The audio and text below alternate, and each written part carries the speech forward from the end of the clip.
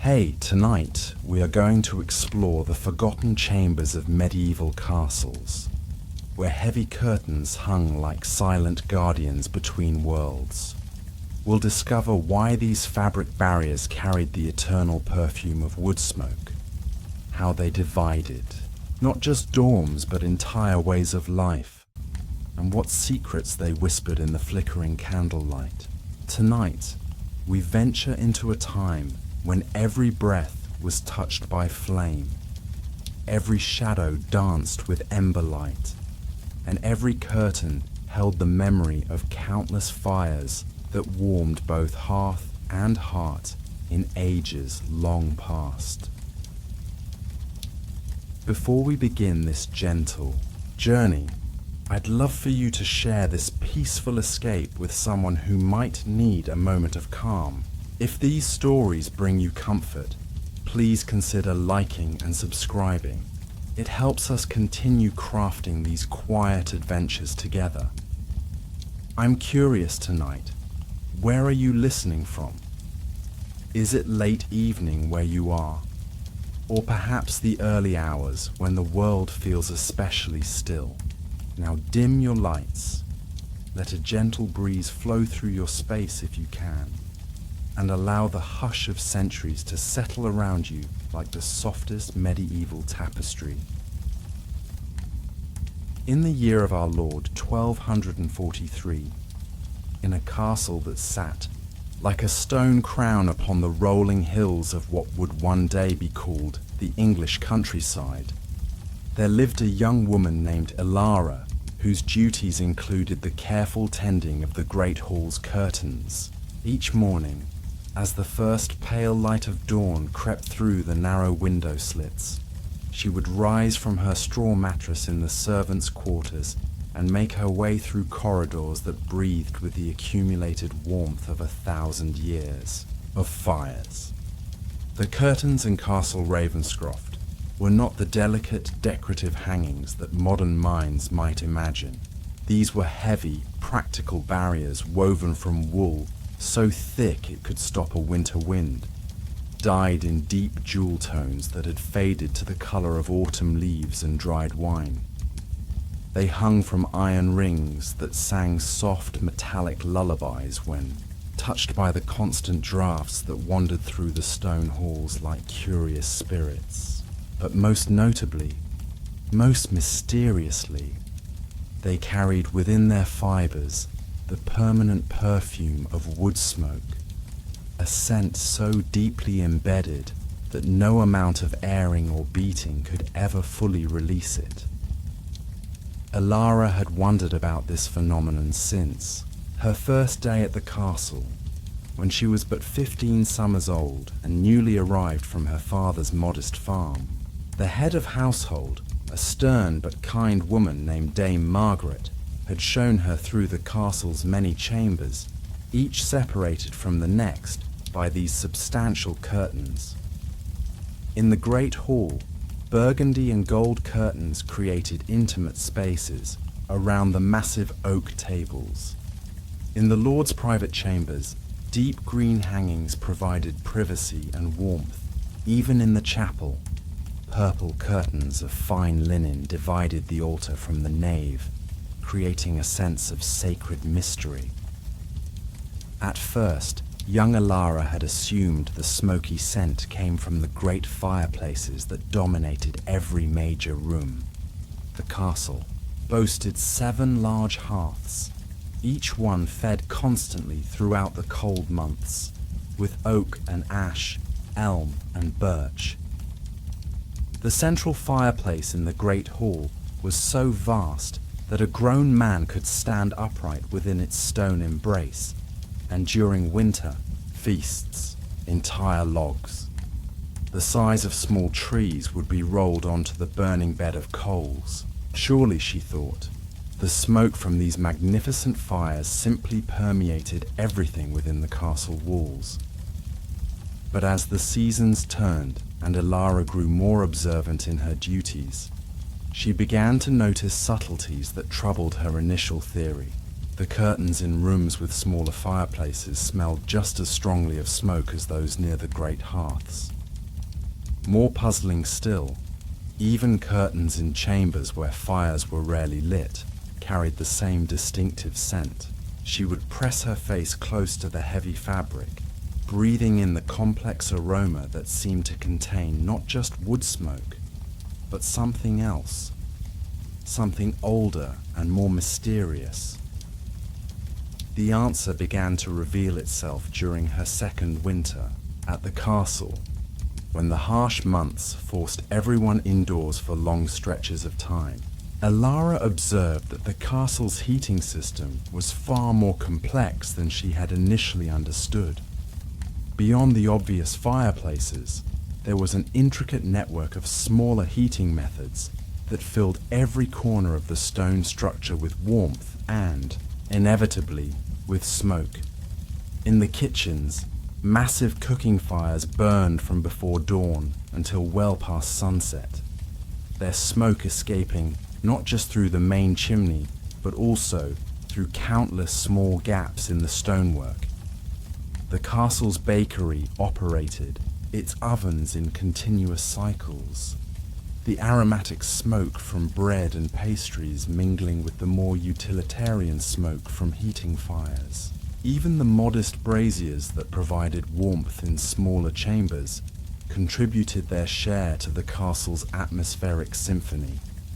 But perhaps most significantly, Alara discovered the practice of smoke curing that took place in chambers specifically, designed for preserving meat and fish. These rooms, located in the castle's lower levels, operated year-round, sending steady streams of heavily scented smoke up through the building's stone passages. The smoke would rise through natural convection, following the ancient pathways carved by generations of craftsmen who understood how air moved through stone structures. This smoke carried with it not just the scent of burning wood, but also the rich, complex aromas of curing meats, dried herbs, and the mysterious alchemical transformations that occurred when organic materials were slowly transformed by controlled fire.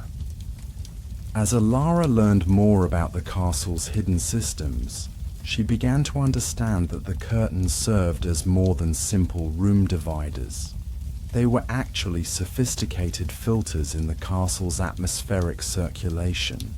The heavy wool fabric would capture and hold the smoke-laden air, slowly releasing the scents over time, while also providing insulation against the cold stone walls.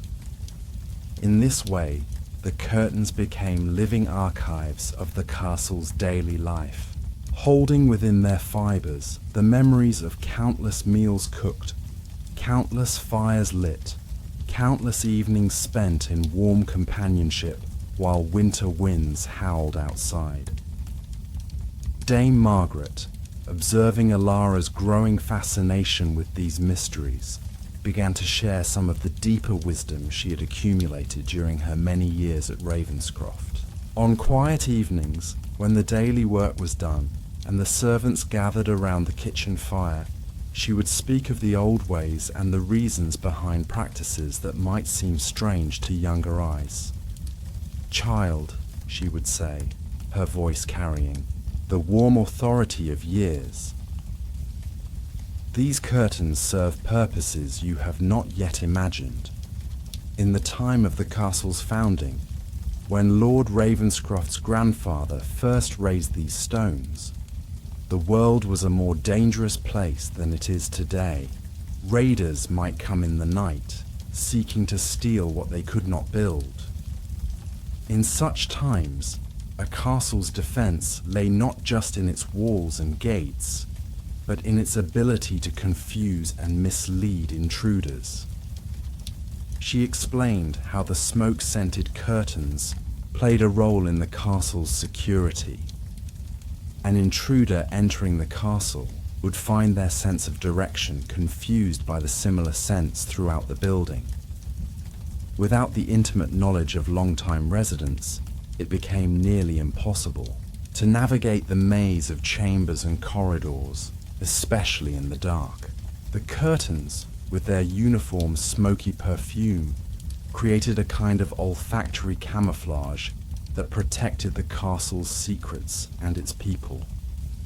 But Dame Margaret's stories revealed even deeper layers of meaning.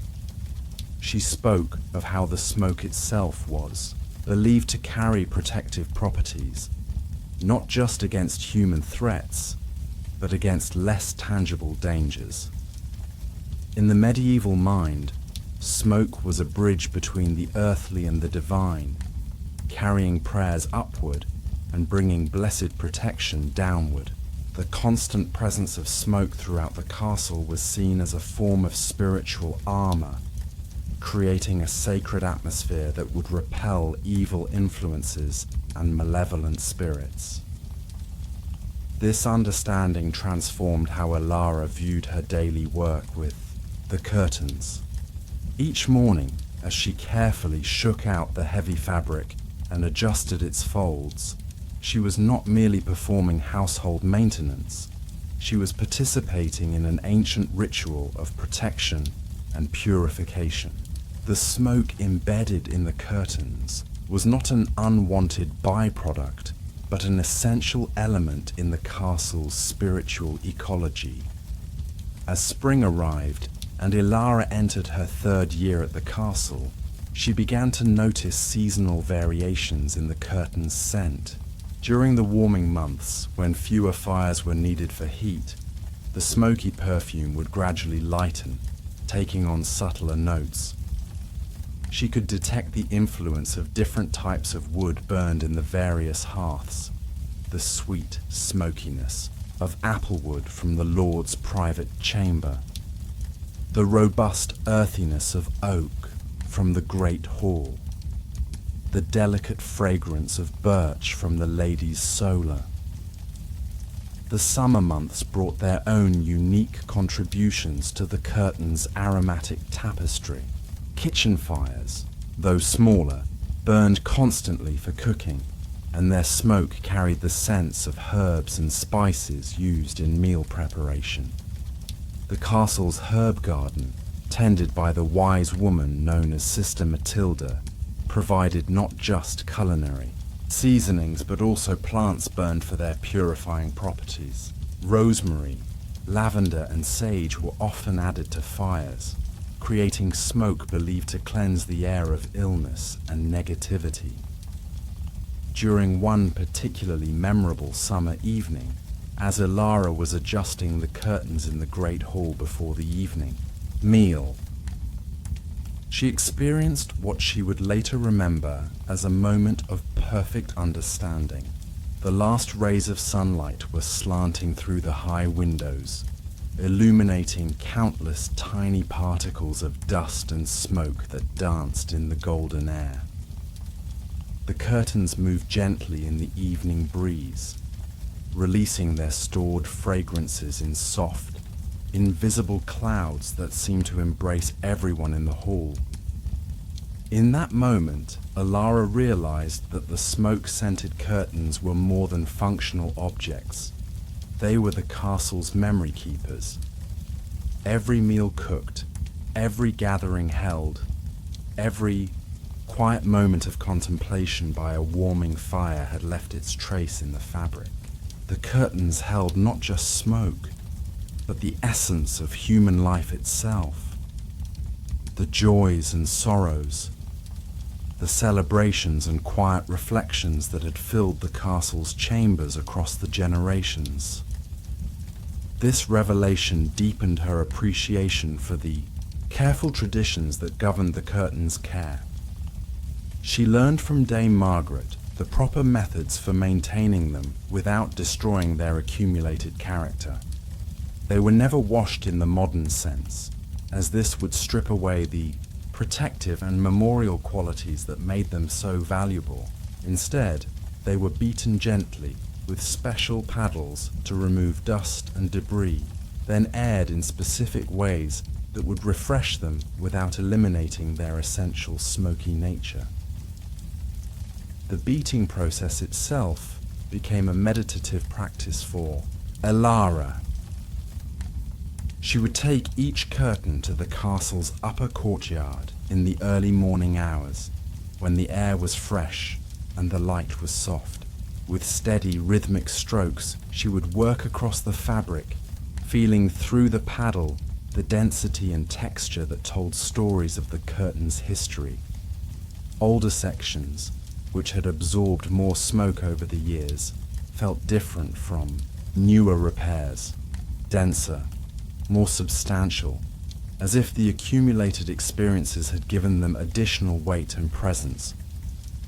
After the beating, the curtains would be hung on special frames in the courtyard, where they could breathe in the fresh air while still retaining their essential character.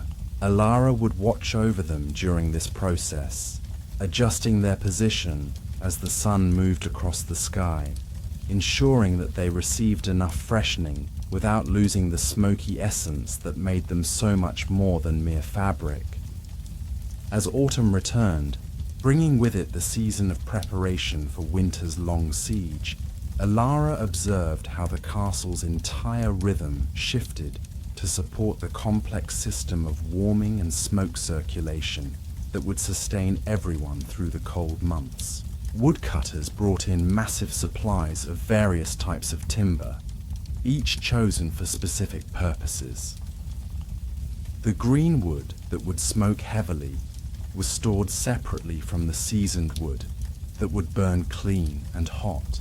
Different chambers received different types of fuel, creating a subtle but deliberate variation in the smoke signature throughout the castle. The curtains, freshened by their summer airing, stood ready to begin another cycle of absorption and memory keeping. Elara had come to see them as silent partners in the castle's annual rhythm, gathering the essence of each season's activities and holding them in trust for future generations. The smoke they carried was not just a byproduct of medieval life. It was the very breath of that life, preserved in wool and linen like pressed flowers in a book. During her fourth winter at the castle, Elara was given the honor of helping to hang new curtains in the Lord's newly completed private study. These curtains, woven from the finest wool and dyed a deep midnight blue, were pristine and unscented when they arrived from the craftsman's workshop. As Elara helped position them on their iron rings, she felt a strange sadness for their pristine state. They seemed somehow incomplete, lacking the rich patina of experience that gave the older curtains their depth and character. But as the weeks passed, she watched with fascination as the new curtains began their slow transformation. The first, wisps of smoke from the study's modest fireplace began to settle into the fabric, starting the long process of accumulation that would eventually give them the same complex character as their older cousins throughout the castle. She realized she was witnessing the birth of new memory keepers, watching as they began to absorb and hold the essence of the scholarly activities that would take place in the study. The Lord himself, a man of learning who had traveled widely and collected books from distant lands, often worked late into the night in his new study. His practice was to burn not just wood in his fireplace, but also aromatic resins and herbs that he had acquired during his travels.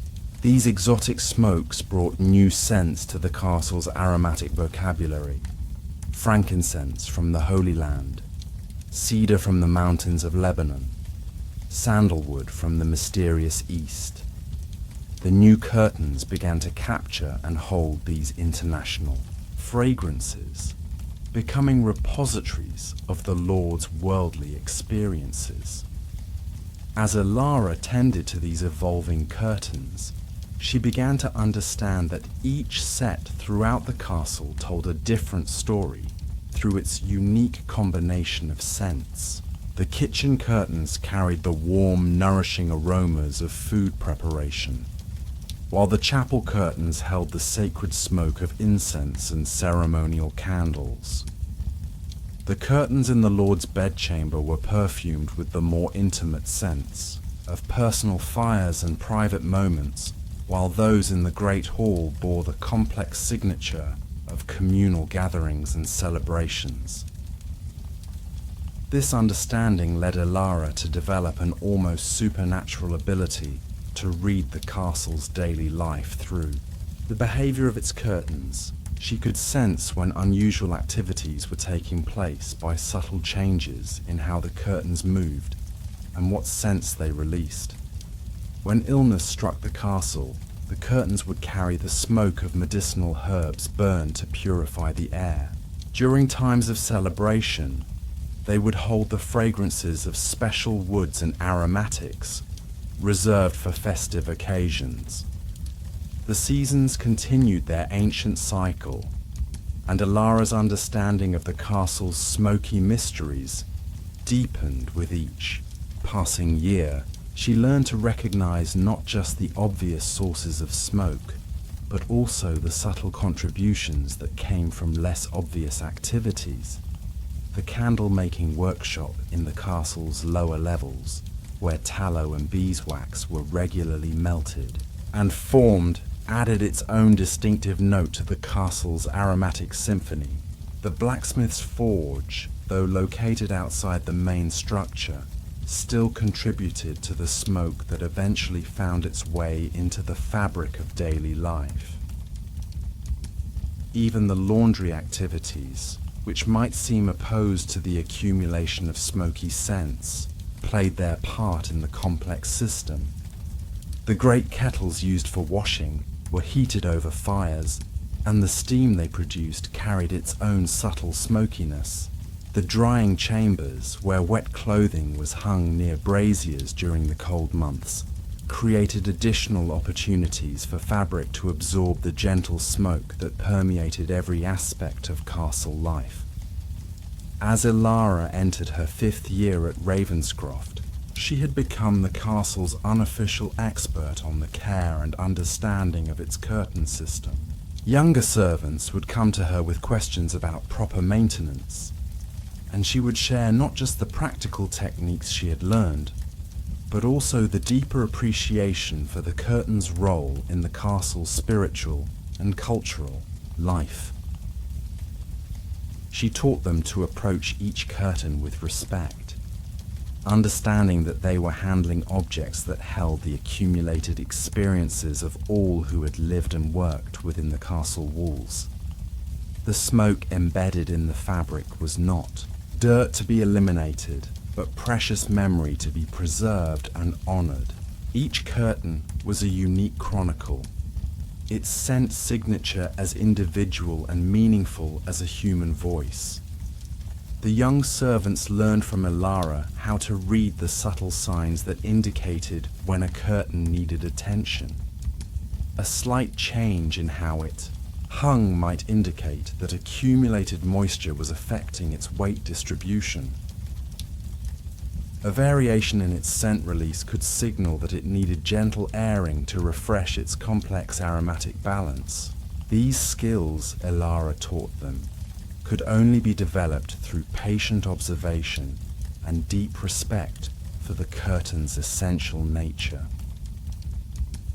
During the castle's great feasts, when nobles from neighboring lands would visit for celebrations that lasted several days, Elara would watch with particular interest as the visiting guests reacted to the castle's distinctive atmosphere. Many would comment on the rich, warm scent that seemed to embrace them from the moment they entered the great hall. Some, more worldly and well-traveled, would recognize the sophisticated complexity of the aromatic environment and compliment Lord Ravenscroft on the obvious care taken in maintaining his castle's unique character.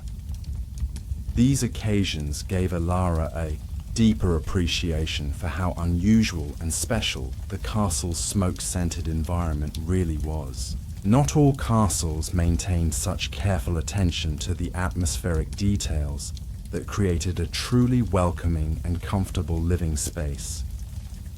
Some were merely functional fortresses, cold and drafty despite their fires. Others might be warm but lacked the subtle complexity that came from generations of careful attention to the interplay between fire, smoke, and fabric. The secret, Elara had come to understand, lay not in any single aspect of the castle's design or maintenance, but in the accumulated wisdom of countless small decisions made by generations of inhabitants who understood that a true home was more than shelter. It was a living environment that held and nurtured the human spirit. The smoke-scented curtains were both a symbol and an instrument of this deeper understanding, creating an atmosphere that spoke to something profound in the human soul as winter settled over the castle once again, bringing with it the familiar intensification of the fires and the corresponding deepening of the smoky perfumes throughout the structure. Elara reflected on how much her understanding had grown since that first puzzled morning when she had wondered about the curtain's distinctive scent. What had begun as a simple question about a practical matter had opened up vast territories of understanding about medieval life, about the relationship between humans and their living spaces, and about the ways in which the material world could hold and transmit the essence of human experience. The curtains continued their patient work, absorbing each day's activities into their ever-deepening layers of memory. In the great hall, they captured the warmth of evening gatherings where stories were told and songs were sung. In the private chambers, they held the intimate smoke of personal fires that warmed quiet moments of reflection and rest. In the chapel, they preserved the sacred atmosphere created by ceremonial incense and the prayers of the faithful. And in her small chamber in the servants' quarters, Elara would lie on her straw mattress each night, surrounded by the gentle, smoky embrace that had become as familiar and comforting as her mother's lullabies. The scent that had once puzzled her now sang her to sleep with stories of all the lives that had been lived within these walls, all the moments of joy and sorrow, celebration and contemplation that had left their traces in the castle's breathing fabric. She understood now that the smoke scent was not an accident or an inconvenience, but a blessing, a tangible connection to the long chain of human experience that stretched back through the generations and forward into an unknown but hopeful future. Each night, as she drifted towards sleep, she could sense the curtains throughout the castle settling into their own quiet rest, holding their precious cargo of memories and preparing for another day of patient service to the living community that gave them purpose and meaning.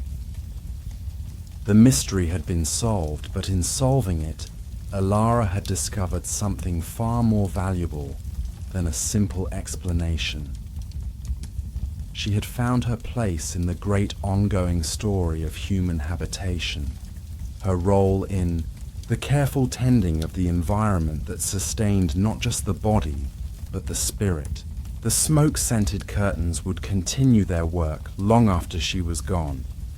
But for now, in this moment, she was their devoted guardian and interpreter, ensuring that their ancient wisdom would continue to serve and comfort all who dwelt within the protective embrace of Ravenscroft Castle. As this chapter closes its eyes, another tale begins to stir in the gentle mists of time, where different mysteries await our quiet exploration. In the hushed hours before dawn, When kitchen fires burned low and shadows danced across stone walls, the herbs hanging from rafters would begin their gentle murmuring, sharing centuries of wisdom with those who knew how to listen in their dreams.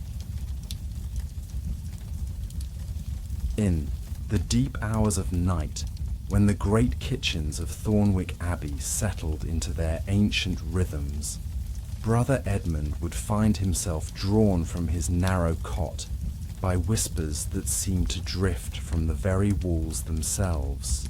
The monastery kitchen, vast and shadowed in the moonlight that filtered through high windows, held secrets that revealed themselves only to those who walked its flagstone floors when the world above slept in peaceful silence.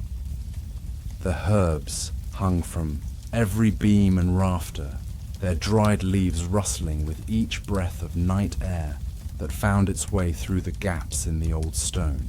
Lavender and rosemary, thyme and sage, chamomile and mint, they formed a constellation of scents that had accumulated over decades of careful tending by generations of brothers who understood that the kitchen was more than a place of mere sustenance. It was a sanctuary where the earth's gifts were transformed into comfort for both body and soul. Brother Edmund had served in this kitchen for nearly 30 years, his hands growing gentle and wise with the handling of herbs whose properties had been passed down through whispered conversations and carefully copied manuscripts. The other brothers often wondered why he rose so early, why he could be found wandering the kitchen gardens at dawn, touching the leaves of growing plants as if listening to their counsel. The truth was that Edmund had learned to hear what the herbs were saying, not in words precisely, but in the subtle language of scent and memory that spoke directly to something deeper than conscious thought. Each bundle that hung from the rafters carried within its dried form the essence of countless meals prepared with love, of countless ailments soothed with gentle remedies, of countless moments when the simple act of adding the right herb at the right moment had transformed ordinary ingredients into something approaching magic. Tonight, as Edmund moved quietly through the kitchen, his bare feet silent on the worn stones, he could sense that the herbs were particularly talkative. Perhaps it was the way the autumn air carried a hint of wood smoke from the village beyond the abbey walls. Or perhaps it was simply that the approaching winter made all living things more inclined to share their wisdom before the long sleep of cold months ahead. He paused beneath a particularly ancient bundle of sage, its leaves silvered with age and moonlight. This sage had been gathered by Brother Thomas, Edmund's predecessor, who had tended this kitchen for 40 years before Edmund arrived as a young novice with more enthusiasm than skill. Thomas had possessed an almost mystical understanding of herbs, knowing instinctively which plants would soothe a troubled stomach, which would ease the ache of old bones, which would bring peaceful sleep to minds too busy with worry. As Edmund stood beneath the sage, he could almost hear Thomas's voice again, patient and kind, explaining that herbs were not merely ingredients, but partners in the ancient dance of nourishment. "Listen to them," Thomas had said, his weathered hands gentle as he taught Edmund to crush leaves between his fingers to release their oils. "They remember every garden they grew in, every hand that tended them, every meal they blessed. They have stories to tell, if you know how to hear them." The bundle of rosemary hanging nearby seemed to shimmer in the moonlight, and Edmund found himself remembering the day Brother Thomas had gathered these very sprigs from the garden outside the kitchen door. It had been a morning in late summer, when the rosemary bush was heavy with flowers that attracted bees in lazy, humming clouds. Thomas had moved slowly among the plants, selecting each sprig with the care of a scholar choosing words for an important letter. "Rosemary for remembrance," Thomas had murmured as he worked, his voice barely audible above the drone of bees. But not just for the remembrance of things past, for the remembrance of what herbs can do, what they have always done. They help us remember that food is medicine, that cooking is a form of prayer, that every meal is an opportunity to show love for those we feed. Edmund reached up to touch the rosemary bundle, and the dried leaves released their familiar fragrance, sharp and clean, with undertones of pine and sea salt that spoke of Mediterranean hillsides where this herb had first learned to thrive. But beneath that surface scent, Edmund detected something else, something that spoke of the countless loaves of bread this rosemary had flavored, the roasted vegetables it had blessed, the healing broths it had enriched with its essence. Moving deeper into the kitchen, Edmund approached the great hearth where embers still glowed softly from the evening's cooking. Above the hearth, suspended from a wooden framework that Thomas had built with his own hands, hung the most precious bundles of all, the herbs that were reserved for the most important occasions, the ones that held the deepest memories and the strongest magic. There was lavender from the monastery's own garden, harvested at the moment when the morning dew still clung to the purple spikes. But the sun had begun to release their oils. This lavender had been used to calm nervous stomachs before important ceremonies, to ease the insomnia of brothers troubled by spiritual doubts, to add a subtle floral note to the honey cakes prepared for feast days. Beside the lavender hung bundles of chamomile, their tiny daisy-like flowers now faded to a pale gold that caught the firelight like captured sunshine. Edmund remembered gathering these flowers on long summer afternoons, when the chamomile patch behind the kitchen bloomed, in waves of white and yellow that seemed to glow against the deep green of the other herbs. The chamomile had been Brother Marcus's favorite, used in the gentle teas he prepared for sick members of the community, for visitors who arrived weary from long journeys, for anyone who needed the particular comfort that only chamomile could provide. But it was the bundle of mint that drew Edmund's attention most strongly tonight. This mint had grown wild along the stream that ran behind the monastery, its roots reaching deep into the cool, dark earth beside the water. Brother Thomas had discovered this particular patch during his first year at the abbey, when he was still learning the boundaries of the monastery's lands and the gifts they contained. The mint had been prolific, spreading along the stream bank in a green carpet that released its fresh scent at the slightest touch. Thomas had harvested it carefully, taking only what was needed and always leaving enough for the plants to continue their growth. He had used this mint in refreshing drinks for the harvest workers, in digestive teas for brothers who had overindulged during feast days, in cooling compresses for fevered brows during the occasional illnesses that visited the monastery. As Edmund stood in the moonlit kitchen, surrounded by these ancient bundles of herbs, he felt the weight of all the knowledge they contained. Each plant had been chosen with care, harvested at the perfect moment, dried with patience and skill, and stored with the reverence due to something that bridged the gap between the physical and spiritual worlds. The herbs whispered of seasons that had passed, of brothers who had worked in this kitchen before Edmund was born, of traditions that stretched back to the very founding of the monastery. They spoke of the careful attention required to transform raw ingredients into nourishment, of the love that must be stirred into every pot, of the sacred responsibility of feeding others with intention and care.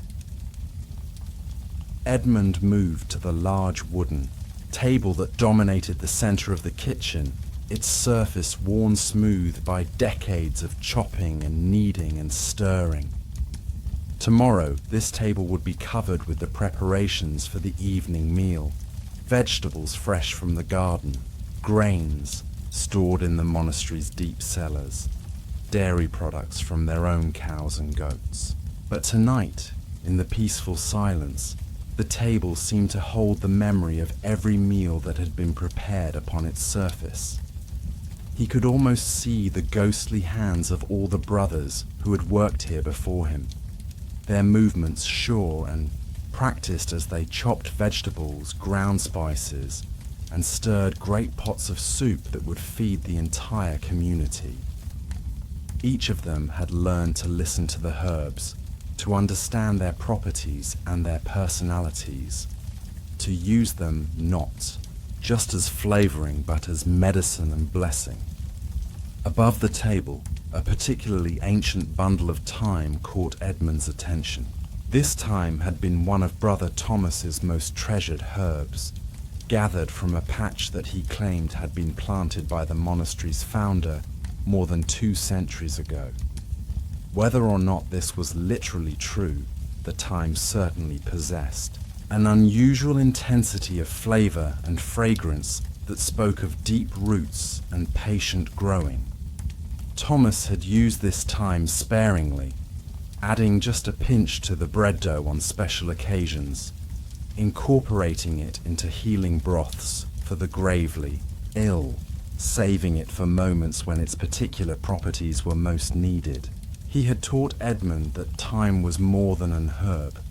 It was courage in plant form, strength distilled into tiny leaves that could restore confidence to the doubtful and vigor to the weary. The memory of those lessons brought tears to Edmund's eyes, for Thomas had passed to his eternal rest 3 winters ago, leaving Edmund as the sole keeper of the kitchen's ancient wisdom. In the months following Thomas's death, Edmund had felt the weight of responsibility settling upon his shoulders like a heavy cloak. How could he possibly carry forward all the knowledge that Thomas had accumulated over his decades of service? But gradually, Edmund had come to understand that he was not alone in this task. The herbs themselves were his teachers, their dried forms holding not just their essential oils and healing properties, but the accumulated wisdom of everyone who had worked with them.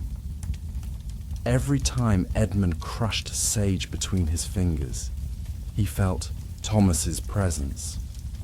Every time he stirred mint into a healing tea, he remembered Marcus's gentle touch with the sick. Every time he added thyme to the bread, he connected with traditions that stretched back to the monastery's founding. As the night deepened around him, Edmund found himself moved to begin preparing for the next day's work, not because the hour demanded it, but because the herbs seemed to be calling him to join in their ancient dance of transformation.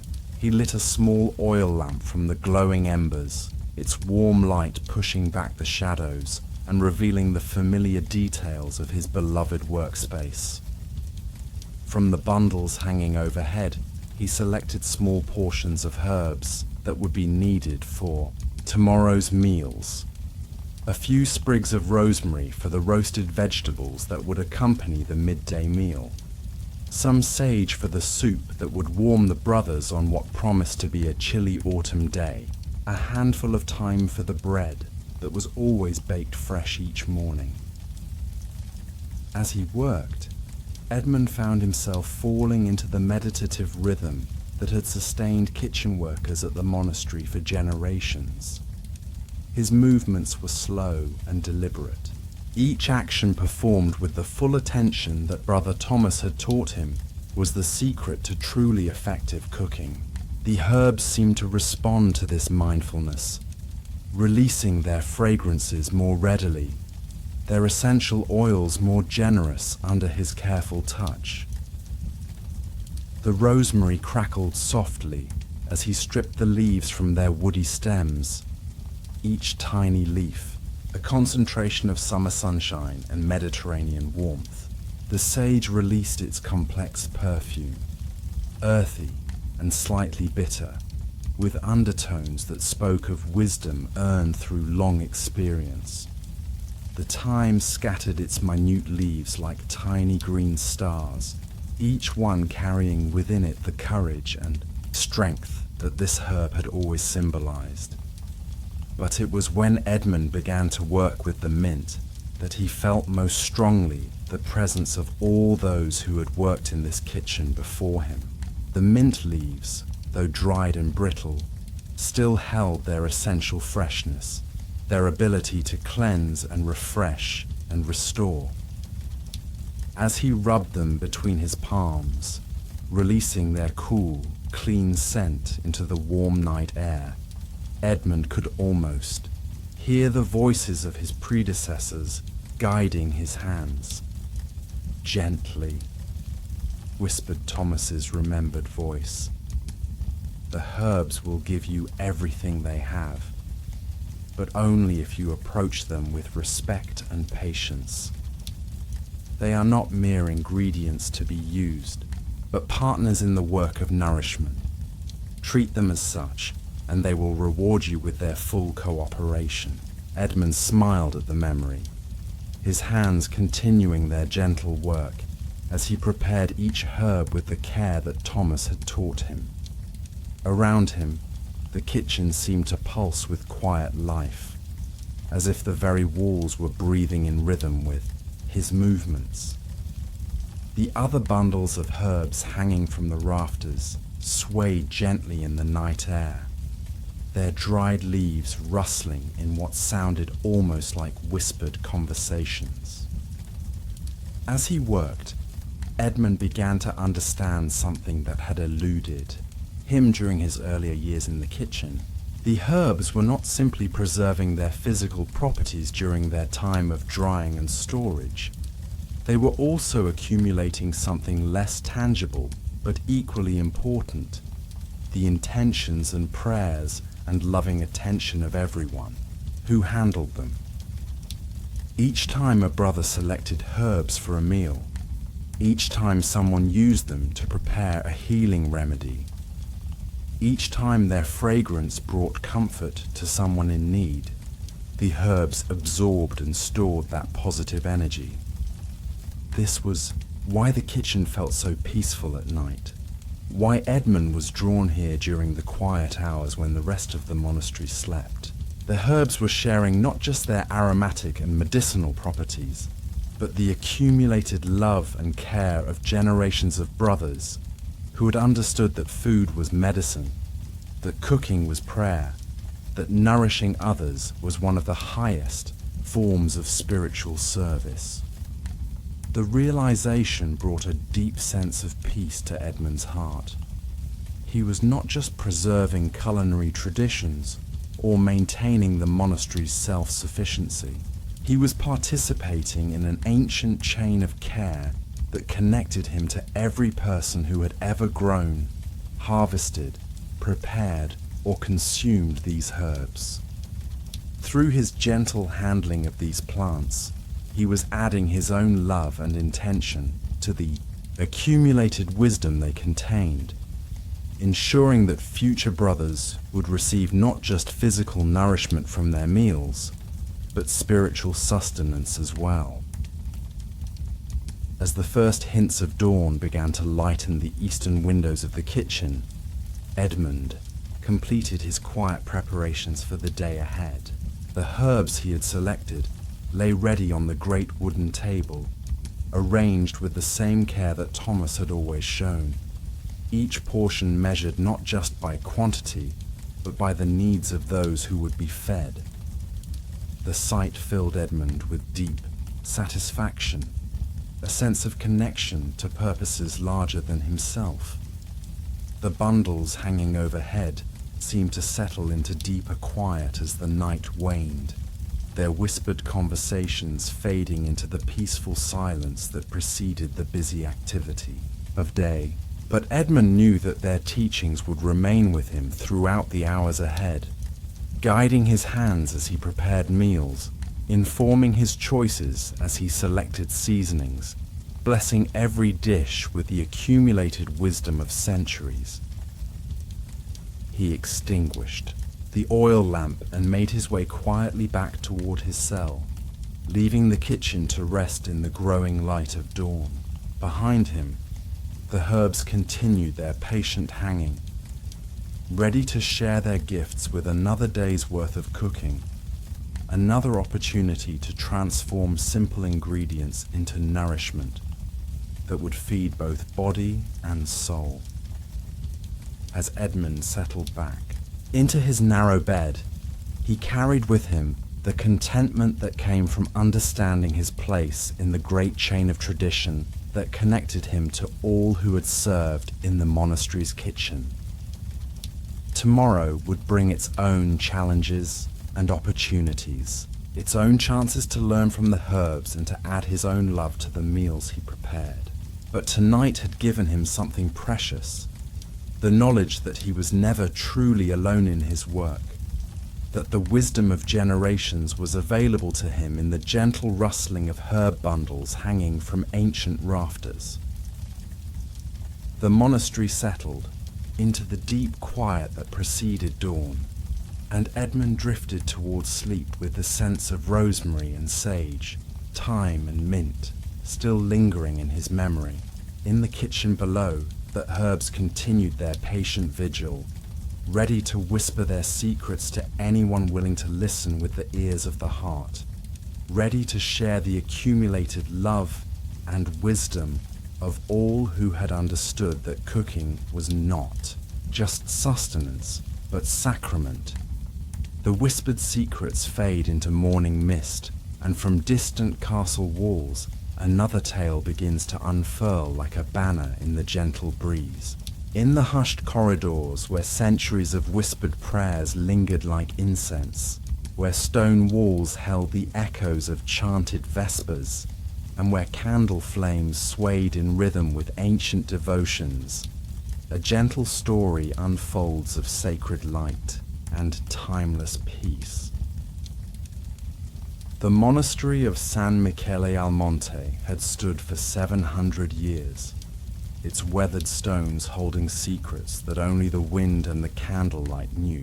Brother Thomas moved through the corridors with the measured pace of one who had learned that time itself was a prayer, each footfall a whispered amen upon the worn flagstones that generations of monks had polished smooth with their gentle passage. Candles were his particular care, these silent sentinels that kept vigil through the long nights when the world outside slept beneath blankets of stars. Each evening, as the last light of day faded beyond the narrow windows, Brother Thomas would begin his quiet pilgrimage through the halls, tending to the flames that had burned continuously for centuries, an unbroken chain of light that connected the present moment to the very founding of their sacred home. The wax came from their own beehives, nestled in the monastery's garden, where lavender and rosemary grew in neat rows between the ancient olive trees. The bees had been the gift of a benefactor long dead, whose name was remembered only in the prayers that rose with the honey-scented smoke each evening. Brother Thomas would often pause at the window that overlooked the garden, watching the way. The last sunlight caught the wings of the bees as they returned to their hives, carrying with them the essence of flowers that would become the substance of prayer, made manifest in flame. The candles themselves were works of art, though Brother Thomas would never have described them as such. Humility was woven into the very fabric of their days, and beauty was simply a byproduct of devotion, not its purpose. Yet there was undeniable grace in the way the wax formed perfect cylinders, in the careful placement of each wick, in the gentle golden hue that spoke of summer meadows and the patient work of countless tiny wings. In the chapel, where the brothers gathered 7 times daily for their canonical hours, the candles stood like a congregation of light. The great altar candles, thick as a man's wrist and tall as a child, cast their glow upon the carved wooden crucifix that had been fashioned by hands that had long since returned to dust.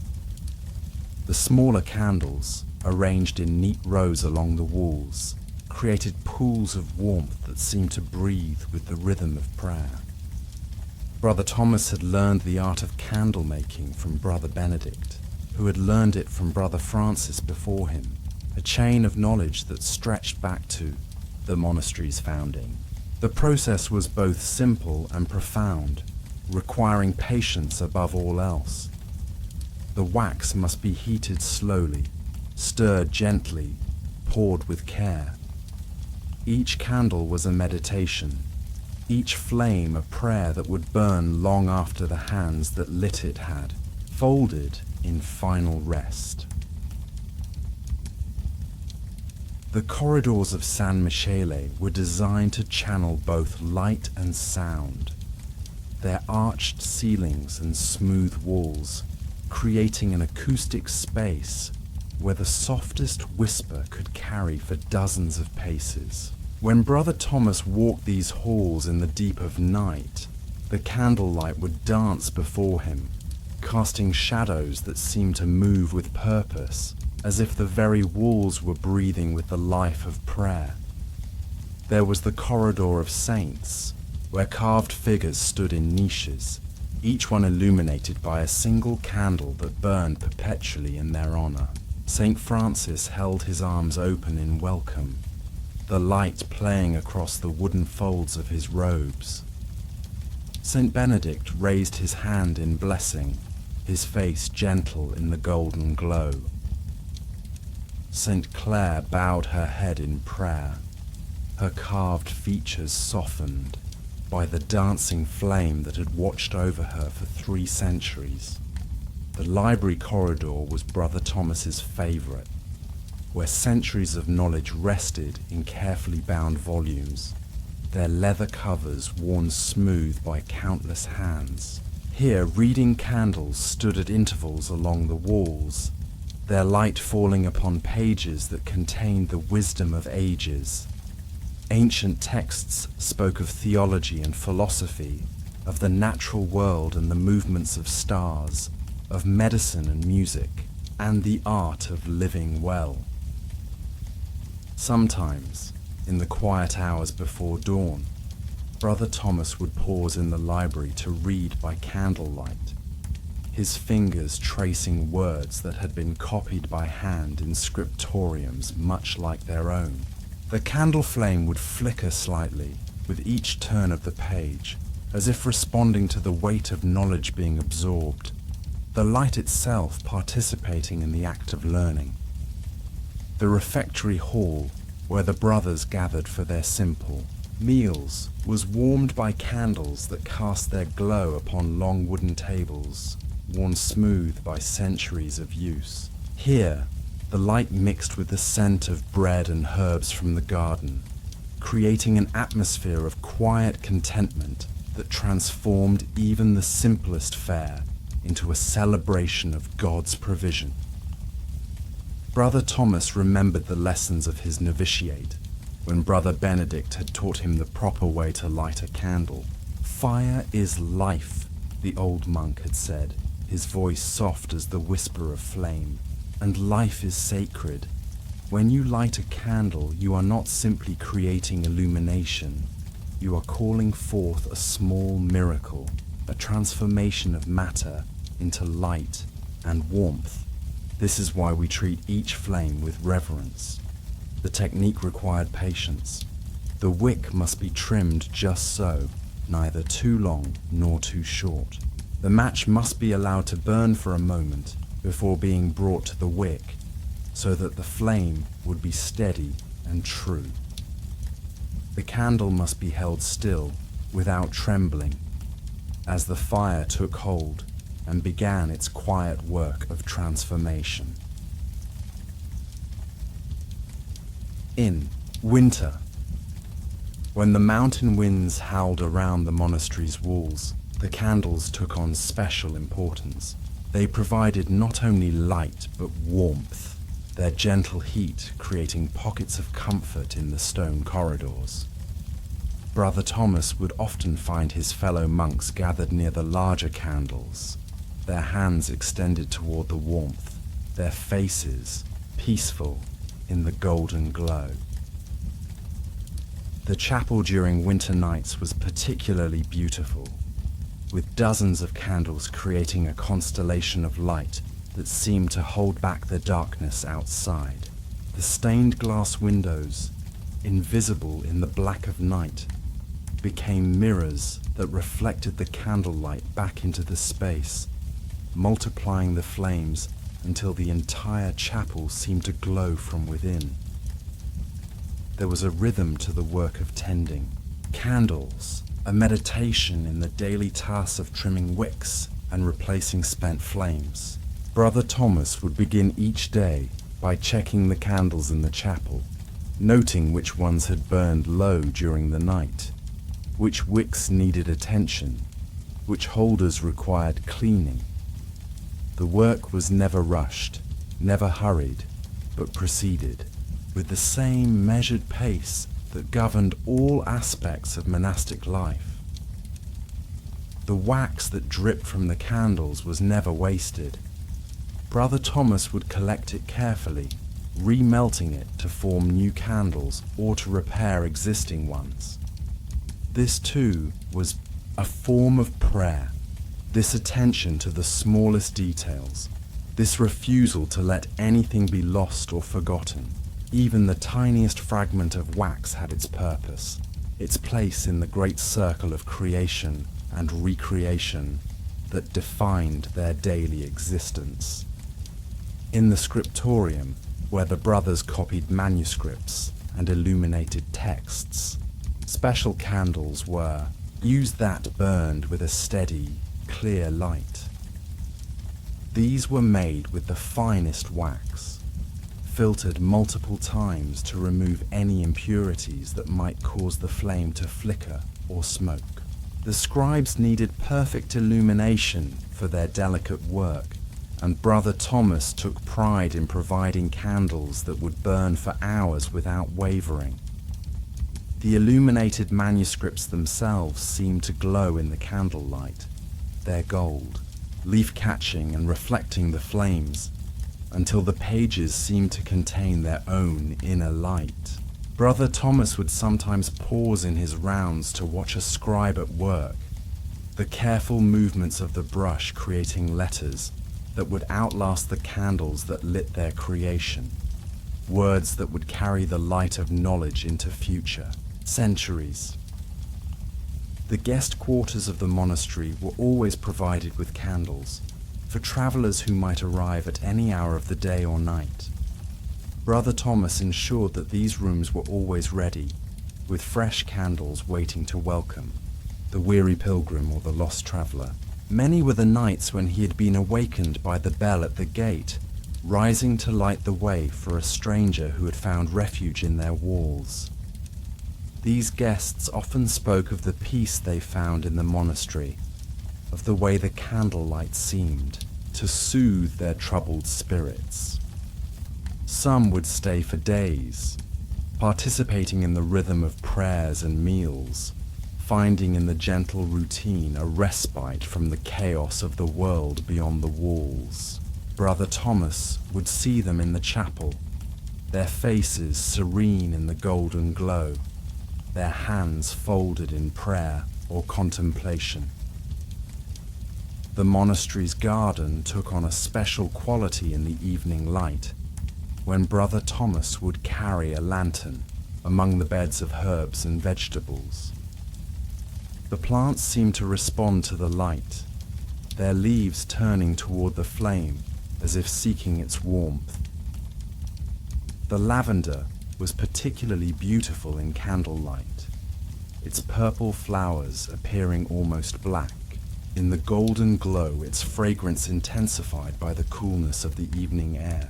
Here, among the plants that would become ingredients for the monastery's simple meals, Brother Thomas would often pause to offer a prayer of gratitude. The garden was a testament to the patience and care of generations of monks, each season building upon the work of those who had come before. The candlelight revealed the subtle beauty of this cultivated space, the way the rows of plants created patterns that spoke of order and purpose. The infirmary was perhaps the most important place for candles, where the sick and elderly monks were cared for with gentle devotion. Here, the light was not merely practical, but therapeutic, its warmth and glow providing comfort to those who faced the approach of their final journey. Brother Thomas would spend extra time in the infirmary, ensuring that the candles burned bright and steady throughout the night. He had sat vigil with many dying brothers, holding their hands in the candlelight, offering prayers and companionship as they prepared to leave this world. The flames seemed to take on special significance in these moments, their steady burning a reminder of the eternal light that awaited beyond the veil of death. Some brothers would fix their eyes on the candle flames in their final moments, as if seeing in them a glimpse of the glory to come. The seasons brought their own rhythms to the candlelit life of the monastery. In spring, when the days grew longer and the light of dawn came earlier each morning, the candles seemed to burn with special joy, their flames dancing in the fresh air that flowed through the opened windows. The wax would be softer in the warmth, requiring more careful attention, but the abundance of light made every task seem easier. Summer brought the long days when candles were needed less, but their presence remained constant. The evening prayers would begin while daylight still lingered, and the candles would gradually assume their role as the primary source of illumination as the sun sank below the horizon. These were peaceful times, when the monastery seemed to float in a sea of golden light, the candles and the setting sun creating a harmony of illumination that spoke of perfect balance. Autumn was the season of preparation, when Brother Thomas would work with the other monks to ensure that sufficient candles were ready for the long winter months ahead. The beeswax would be harvested, cleaned and processed, the wicks prepared and tested, the molds cleaned and oiled.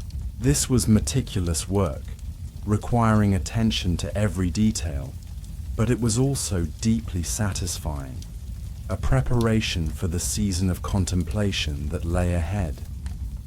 Winter brought the deepest need for candlelight, when the short days and long nights made the monastery dependent on its store of flames.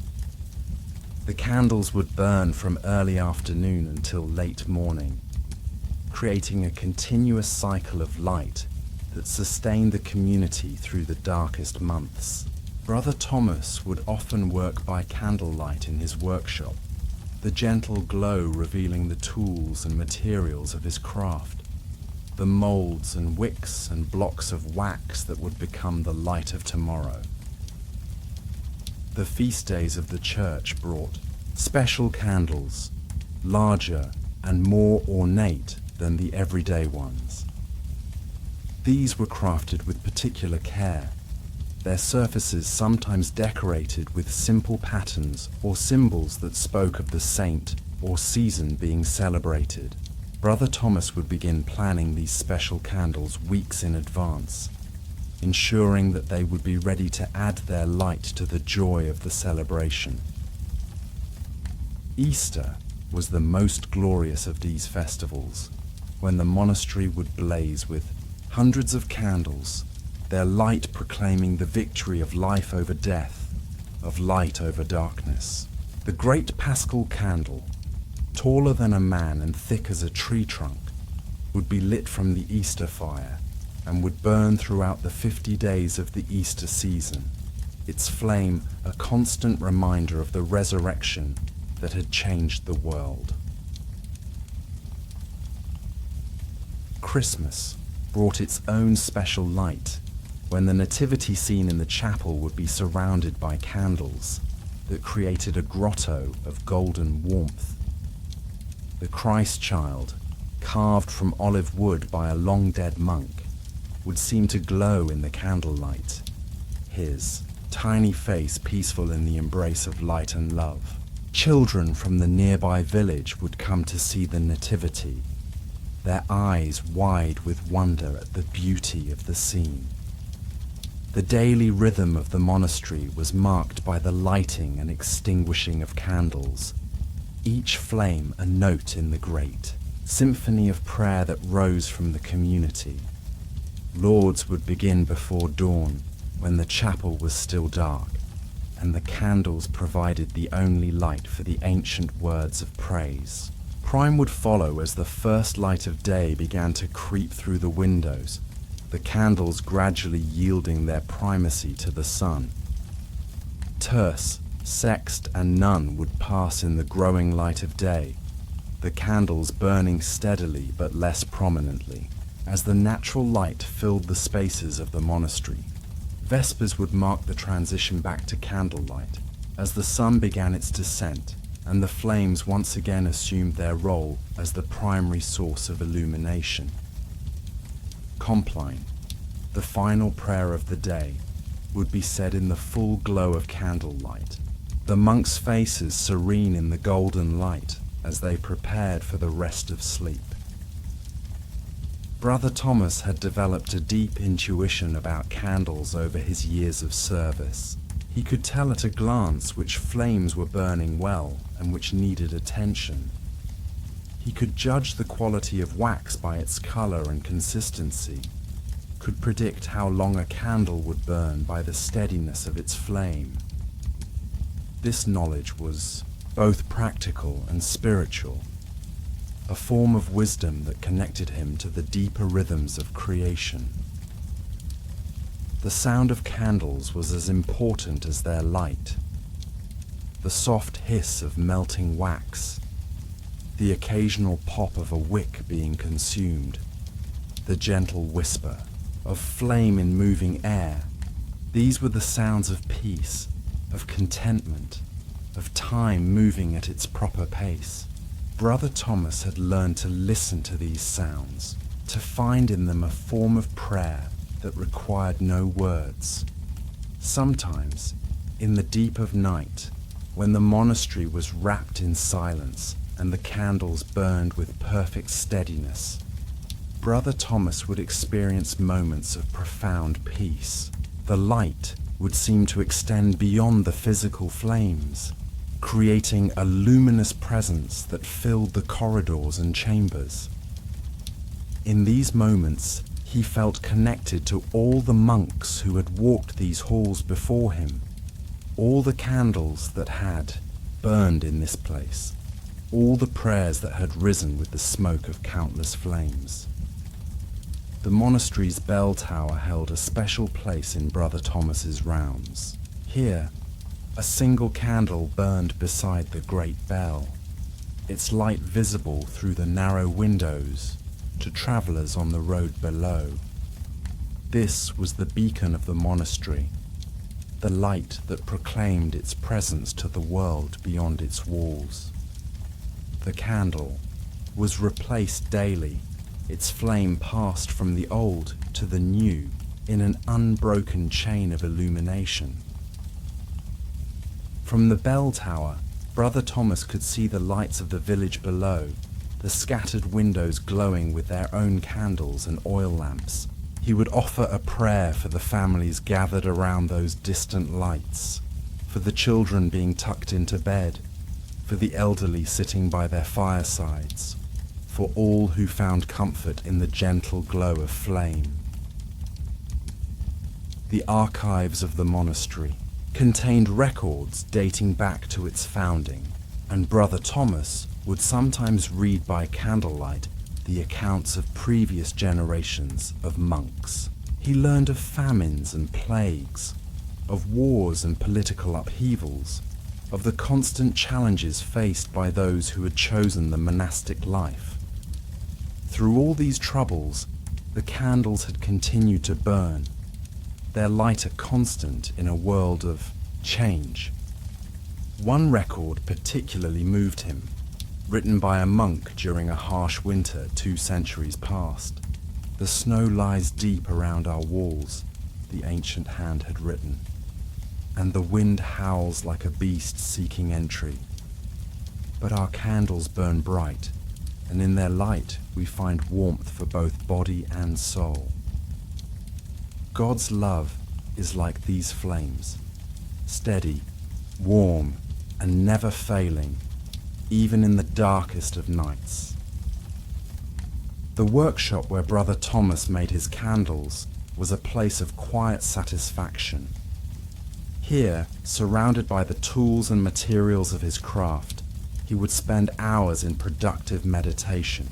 The rhythm of the work, melting, stirring, pouring, cooling, became a form of prayer, each movement offered up as a gift to the God who had created the bees and the flowers, the hands and the mind that could transform their gift into light. Young novices would sometimes come to learn the craft, their eagerness both touching and challenging. Brother Thomas would patiently teach them the techniques he had learned, the importance of patience and attention to detail, the way that even the smallest mistake could affect the quality of the final product. But more than technique, he tried to impart the spiritual dimension of the work, the way that making candles could be an act of service and devotion. The monastery's cats, a population that seemed to maintain itself without human intervention, had their own relationship with the candles.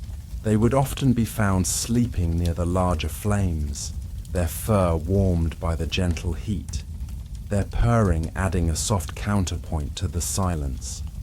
Brother Thomas had learned to account for their presence in his planning, ensuring that candles were placed safely beyond the reach of curious paws and switching tails. One particular cat, a grey tabby with white paws whom the brothers had named Benedicta, seemed to have appointed herself as Brother Thomas's assistant. She would follow him on his evening rounds, her presence a source of comfort and companionship. Sometimes she would sit beside him as he worked in his workshop, her green eyes reflecting the candlelight, her steady breathing a reminder of the peace that pervaded their shared existence. The changing of the seasons was marked not only by the length of days, but by the behavior of the candles themselves. In the humid heat of summer, they would burn more slowly, the wax softening and requiring more careful attention. In the dry cold of winter, they would burn faster and brighter, their flames reaching higher in the crisp air, their light seeming more intense against the backdrop of shortened days. Brother Thomas had learned to read the weather in the behavior of his candles. When a storm was approaching, the flames would flicker more than usual, responding to the subtle changes in air pressure. When the air was still and clear, they would burn with perfect steadiness, their light creating a sense of calm that seemed to extend beyond the physical space they illuminated. The monastery's kitchen, where the brothers prepared their simple meals, was lit by candles that mingled their glow with the warm light of the cooking fires. Here, the interplay of different types of light created a space of warmth and nourishment, where the preparation of food became an act of love and service. Brother Thomas would often pause in the kitchen doorway, watching the cook move with practiced efficiency in the dancing light. the flames reflecting off the copper pots and wooden implements that had served the community for generations. 3 hours of the divine office were marked by the subtle changes in the candlelight, the way the flames would seem to respond to the rhythm of prayer. During the singing of the psalms, the candles would appear to sway gently, as if moved by the sacred words. During periods of silent meditation, they would burn with perfect stillness, their light creating a sanctuary of peace that seemed to extend beyond the physical boundaries of the chapel. Brother Thomas had developed his own private prayers for the different moments of his work with candles. As he lit them, he would pray for the light of wisdom to shine in the darkness of ignorance. As he tended them, he would pray for perseverance in the face of difficulty. As he extinguished them, he would pray for rest and peace for all who labored in the world beyond the monastery walls. The guest master would often bring visitors to observe Brother Thomas at work, explaining the significance of the candles in the life of the monastery. These guests would watch in fascination as he demonstrated the ancient techniques, the careful attention to detail, the way that even the simplest task could be transformed into an act of devotion. Many would leave with a new appreciation for the depth and richness of monastic life, the way that every aspect of daily existence could be infused with spiritual meaning. The monastery's scriptorium contained illuminated manuscripts that depicted scenes of monastic life from centuries past, and Brother Thomas would study these images by candlelight, noting the way that previous generations had understood and portrayed the role of light in their communities. The artists had captured something essential about the quality of candlelight, the way it transformed faces and spaces, creating an atmosphere of reverence and peace. In the deepest hours of the night, when the monastery was wrapped in silence and the outside world seemed far away, Brother Thomas would sometimes experience moments of profound clarity. The candlelight would seem to reveal truths that were hidden in the harsh light of day, insights about the nature of service and devotion, about the way that the smallest acts could have the greatest significance.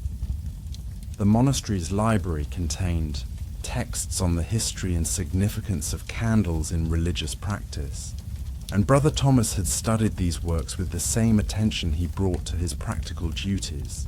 He learned of the ancient origins of candle use in worship, of the symbolism of light in darkness, of the way that different cultures had understood the spiritual significance of flame.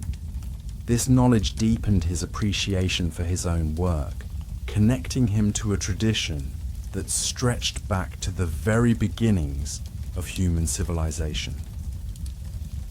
The changing seasons brought their own challenges and rewards to the work of candle making. In spring, when the bees were most active, the quality of the wax would be at its finest, the candles burning with a particularly clear and steady light. In summer, the heat would make the work more challenging, requiring careful attention to the timing of each step in the process. Autumn brought the harvest of the final wax of the year, and winter provided the long hours needed for the careful work of creating the candles that would sustain the community through the darkest months. Brother Thomas had come to understand that his work with candles was not merely a practical necessity, but a form of ministry, a way of serving God and the community through the careful attention to detail and the patient devotion to quality. Each candle he made was a small offering, a gift of light that would illuminate the prayers and contemplation of his brothers, a contribution to the great work of praise and worship that was the monastery's primary purpose. the monastery's cloister garden, with its covered walkways and central fountain, was particularly beautiful in the evening light when Brother Thomas would carry a lantern as he made his final rounds of the day.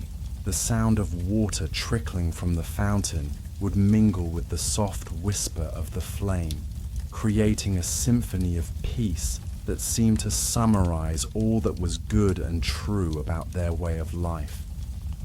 As the years passed, Brother Thomas had developed a deep understanding of the rhythms of light and darkness, of the way that candles could mark the passage of time and the movement of the seasons. He had learned to read the subtle signs that indicated when a candle was nearing the end of its life, when a wick needed trimming, when the wax was burning too quickly or too slowly. This knowledge had become intuitive, a form of wisdom that connected him to the deeper patterns of creation. The monastery's bell would ring the hours, marking the passage of time in the eternal rhythm of prayer and work. But for Brother Thomas, the true measure of time was found in the burning of the candles, in the gradual consumption of wax and wick that marked the steady progress of each day and night.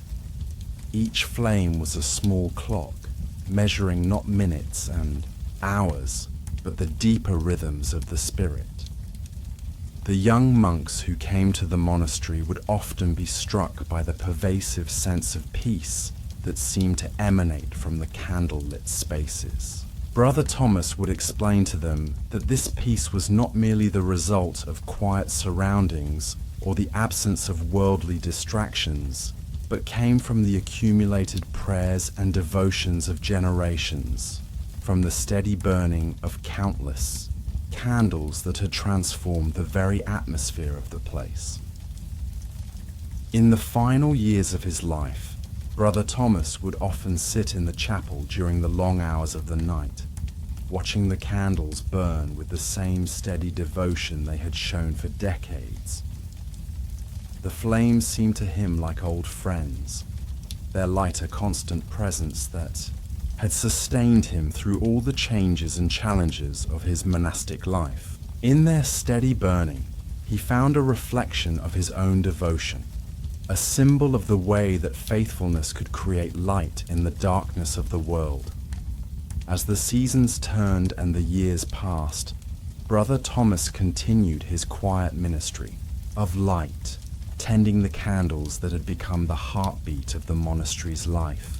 Each flame he lit was a prayer, each wick he trimmed an act of service, each candle he made a small offering to the God who had created light and called it good. In the gentle glow of candlelight, he had found his vocation, his place in the great community of faith that stretched across time and space.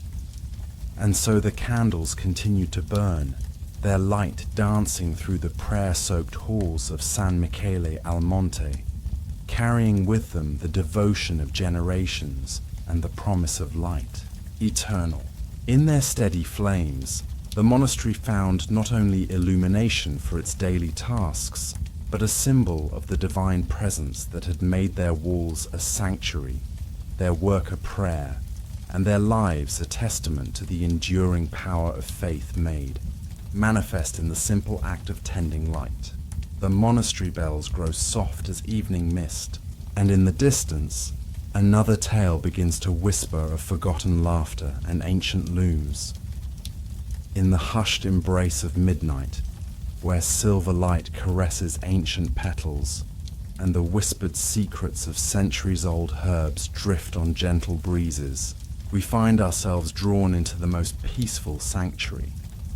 The garden lay beneath a canopy of stars, each point of light a distant candle flame flickering in the vast cathedral of night.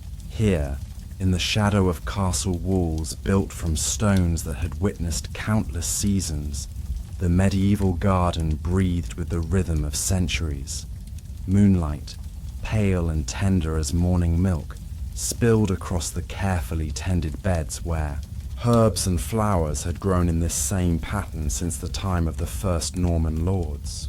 Brother Aldrich moved through the garden paths with the practiced silence of one who had walked these stones for 40 years. His sandaled feet knew every uneven paving stone, every gentle rise and fall of the earthen walkways that wound between the raised beds. The wool of his brown habit whispered against the lavender bushes as he passed, releasing their drowsy fragrance into the cool night air. In his weathered hands, he carried a small clay pot, its contents destined for the infirmary, where Brother Marcus tended to a merchant's son who could not find sleep. The monastery's garden was a living manuscript, each plant carefully chosen and placed according to the wisdom passed down through generations of monks. The chamomile grew in neat rows, its tiny white flowers glowing like fallen stars in the moonlight. Beside it, the valerian spread its gentle influence, its roots holding the power to bring peace to troubled minds. Sweet woodruff carpeted the shadowed corners, its leaves releasing their honey-like scent when brushed by the night breeze. As Brother Aldrich knelt beside the chamomile, the cool earth pressed against his knees through the worn fabric of his habit.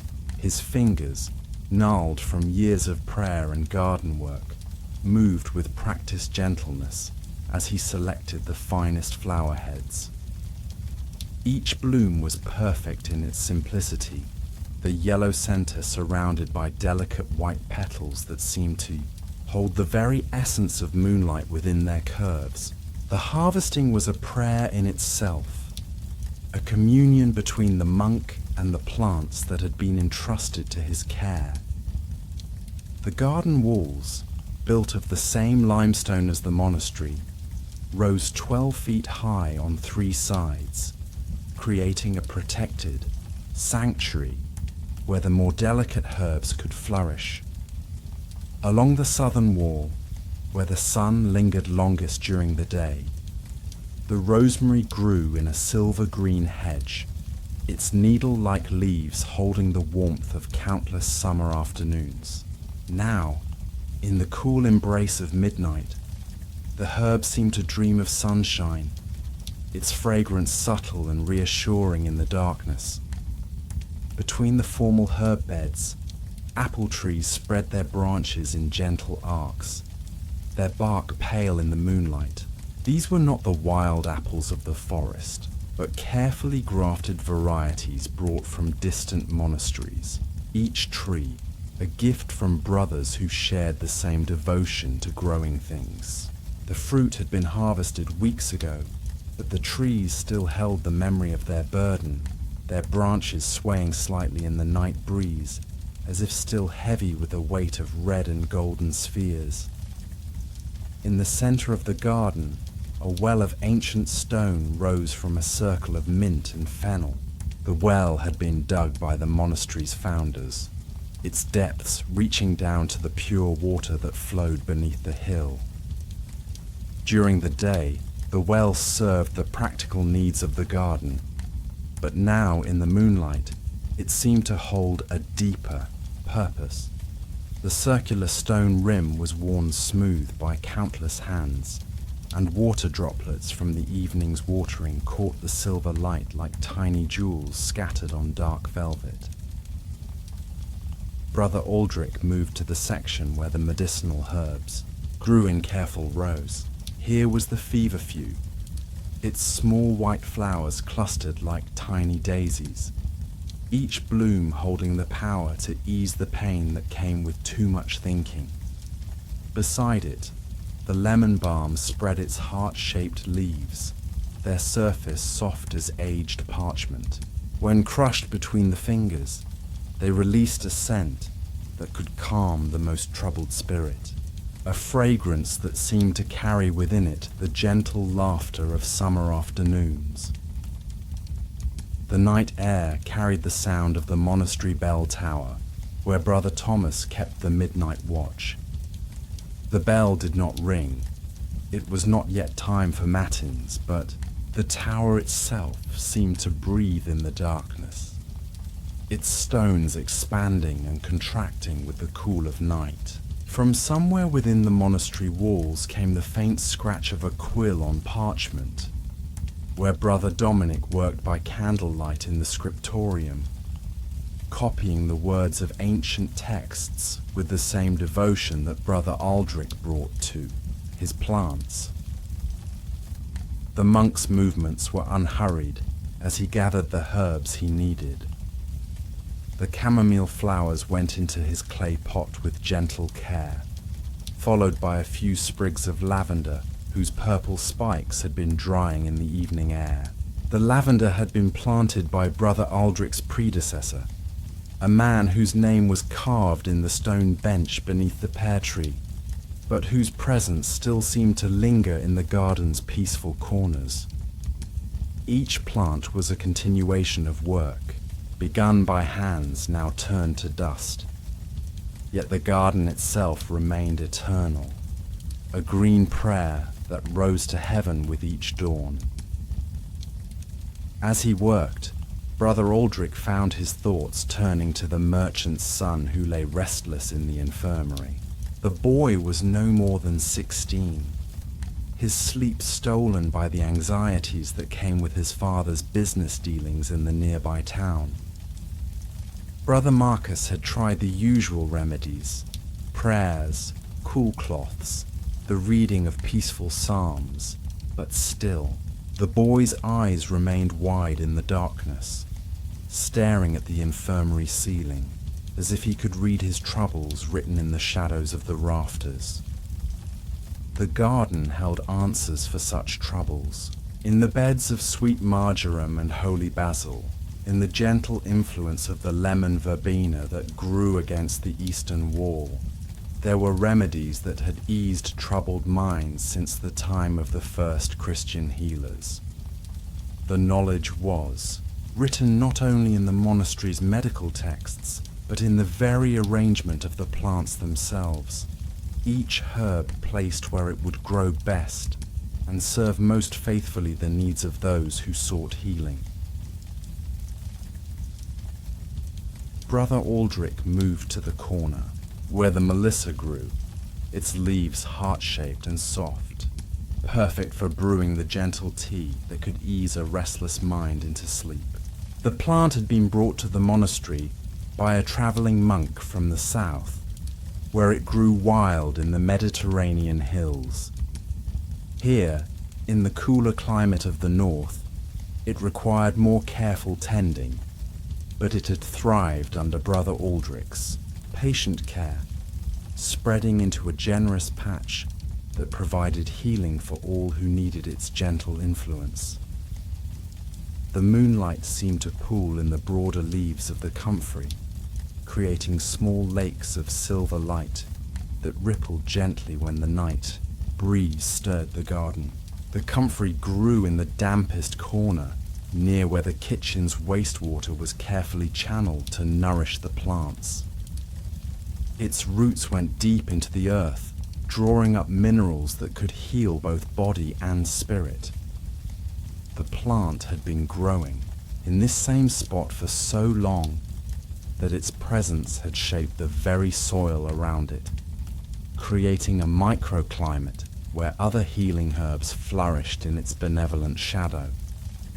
As Brother Aldrich added melissa leaves to his collection, he paused to listen to the night sounds of the garden. A gentle rustling in the hawthorn hedge spoke of some small creature making its way through the thorny branches.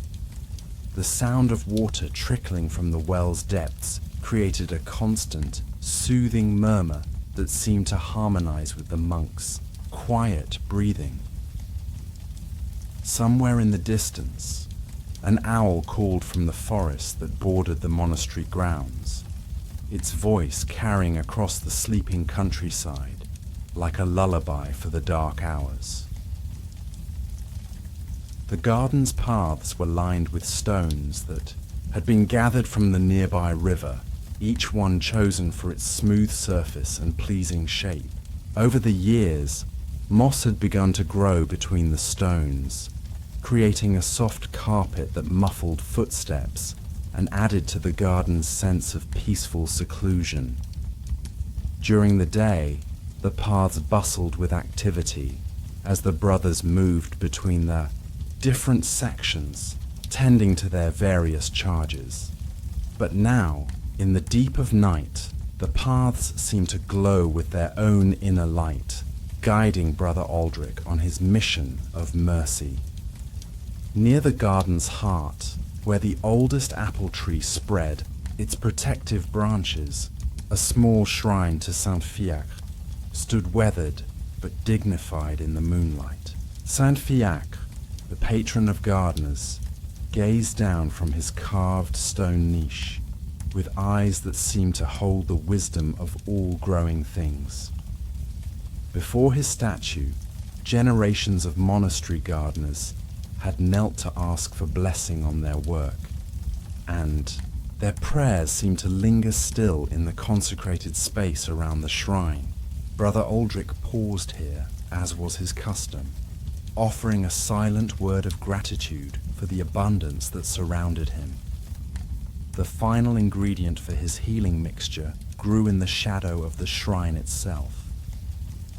The passion flower vine had climbed the wall behind Saint Fiacre's statue, its intricate purple blooms opening only in the cool of evening.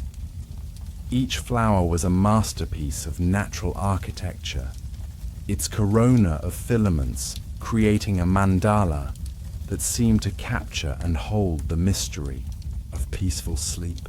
The vine had been planted by Brother Aldrich himself, a cutting brought from the garden of a sister monastery, where the nuns had perfected the art of growing this most potent of sleep-bringing plants. With careful reverence, Brother Aldrich selected a few of the passion flower's dried petals, adding them to his clay pot, where they mingled with the chamomile and melissa. The combination would create a tea of extraordinary gentleness, one that could ease even the most troubled mind into the restorative embrace of sleep. The knowledge of such combinations had been passed down through generations of monastery healers, each brother adding his own observations to the collective wisdom that made their garden remedies renowned throughout the surrounding countryside. As he completed his gathering, Brother Aldrich became aware of a change in the garden's atmosphere. The moon, which had been climbing steadily through the night sky, now stood directly overhead, its light falling straight down into the garden's protected space. Every plant seemed to glow with its own inner luminescence, the silver green of the artemisia, the deep purple of the lavender spikes, the gentle white of the jasmine that climbed the eastern wall. It was as if the garden had been transformed into a living, illuminated manuscript, each plant a letter in an ancient text written in the language of growing things. The jasmine deserved special attention in this midnight hour. Its star-shaped flowers, closed during the bright heat of day, had opened with the coming of darkness, releasing their intoxicating fragrance into the cool air. The scent was so powerful that it seemed almost visible, creating rivers of perfume that flowed along the garden paths and pooled in the quiet corners where the shadows gathered most deeply. The jasmine had been planted by the monastery's founder himself, brought from the Holy Land as a reminder of the gardens mentioned in sacred scripture. Brother Aldrich found himself drawn to the herb that the brothers called Mary's mantle. Its grey-green leaves, soft as velvet in the moonlight. The plant had acquired its name from the way its leaves held dewdrops in their cupped surfaces, creating tiny pools of water that sparkled like jewels in the morning sun. Now, In the deeper moisture of night, the leaves seemed to gather moonlight itself, each small cup holding a portion of silver radiance that trembled gently with each breath of wind. The garden's design revealed its deeper purpose in this magical hour. What appeared during daylight to be simply practical arrangements of useful plants was transformed by moonlight into something approaching the sacred. The circular bed at the garden's center, where the most precious herbs grew in careful patterns, became a mandala of healing power. The 4 paths that led to the cardinal directions created a cross that spoke of spiritual, as well as physical, orientation. Every element of the garden's layout served both practical and symbolic purposes, creating a space where healing could address not just the body's ailments, but the soul's deepest needs. As Brother Aldrich made his way back toward the monastery's infirmary, his clay pot filled with the night's generous harvest, he paused at the garden gate to look back at the peaceful scene. The moonlight continued its gentle benediction over the sleeping plants, and the night air carried the mingled fragrances of 100 different herbs and flowers.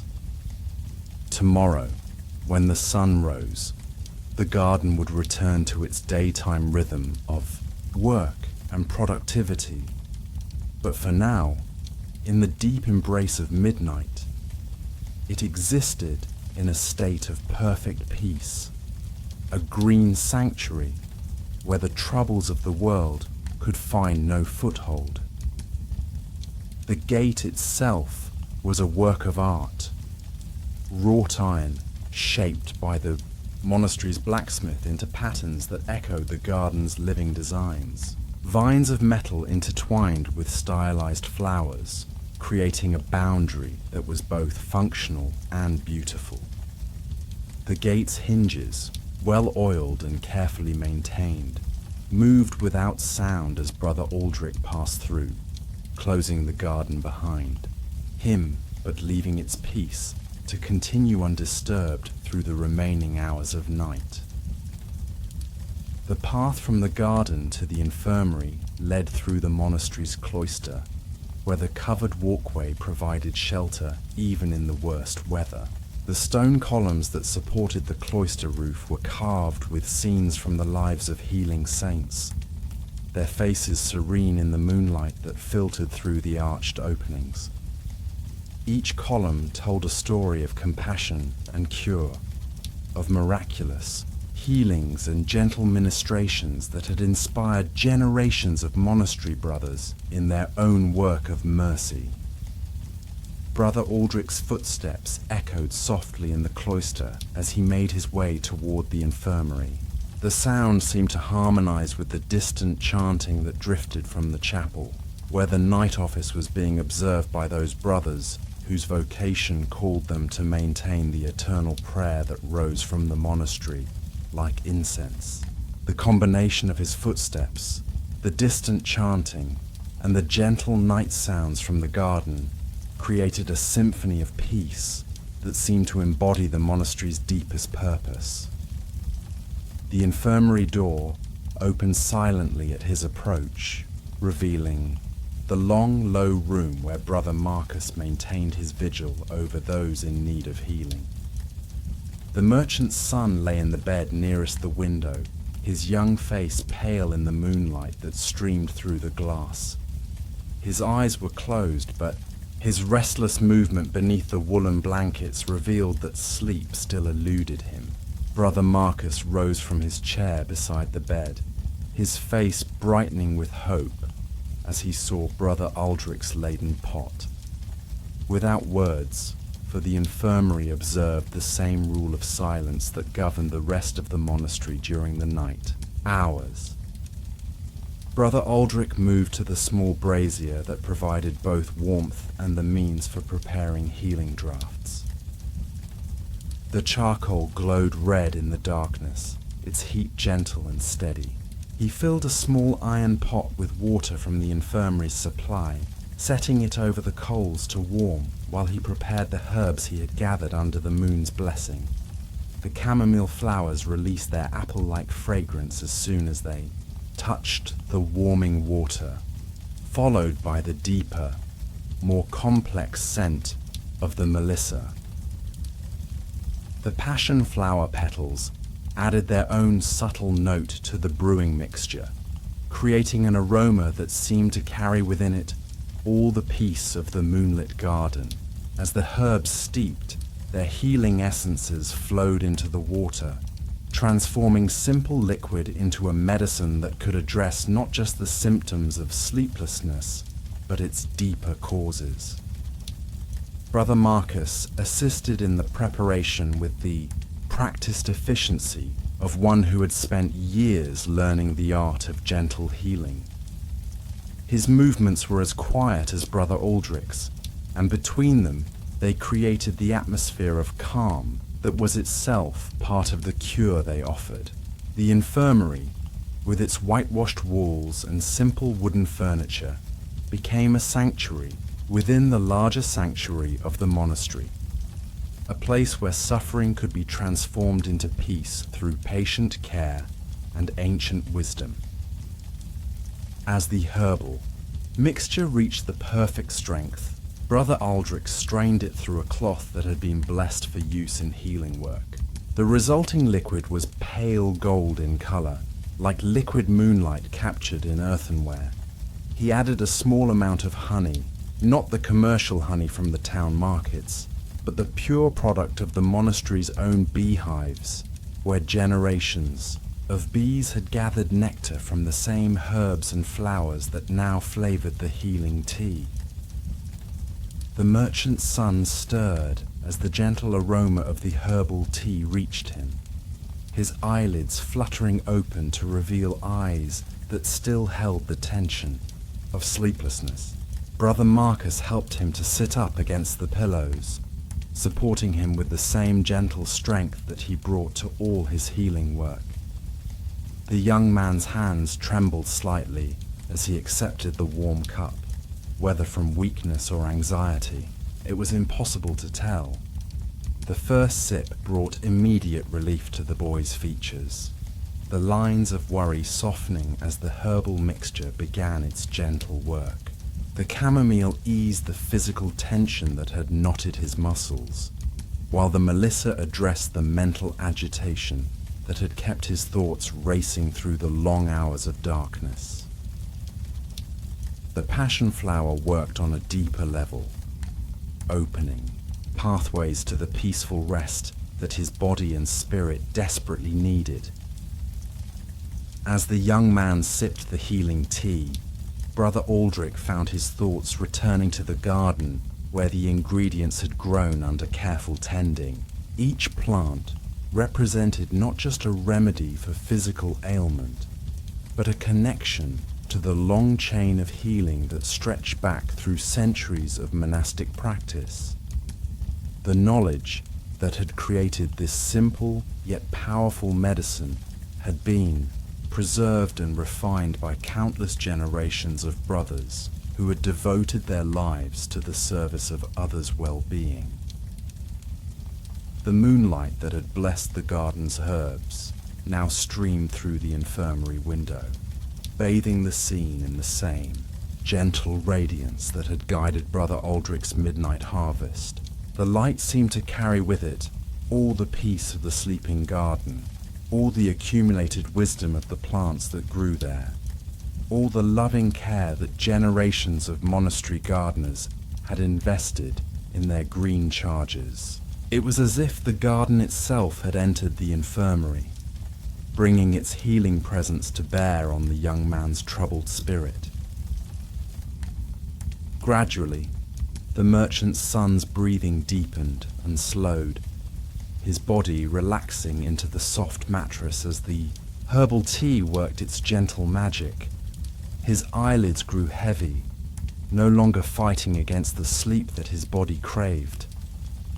The lines of worry smoothed from his young face, replaced by the peaceful expression of one who has finally found rest after long searching. His hands, which had been clenched with tension, relaxed their grip on the empty cup, allowing Brother Marcus to take it gently away. Brother Aldrich remained by the bedside for a few more minutes, watching as sleep finally claimed the troubled young man. The transformation was remarkable. Where anxiety and restlessness had dominated his features, peace now reigned supreme. His breathing settled into the deep, regular rhythm of restorative sleep, the kind that would heal not just his tired body, but his worried mind as well. The herbal tea had done more than induce sleep. It had opened the door to genuine healing rest. As the young man settled into deeper slumber, Brother Aldrich quietly gathered his empty pot and prepared to return to his own rest. The night's work was complete. Another soul had found peace through the gentle ministry of the monastery's healing arts. Tomorrow would bring new challenges, new requests for help from the surrounding countryside, new opportunities to apply the ancient wisdom that lived in the garden's careful arrangements of healing plants. Before leaving the infirmary, Brother Aldrich paused to offer a silent prayer of gratitude for the successful outcome of the night's work.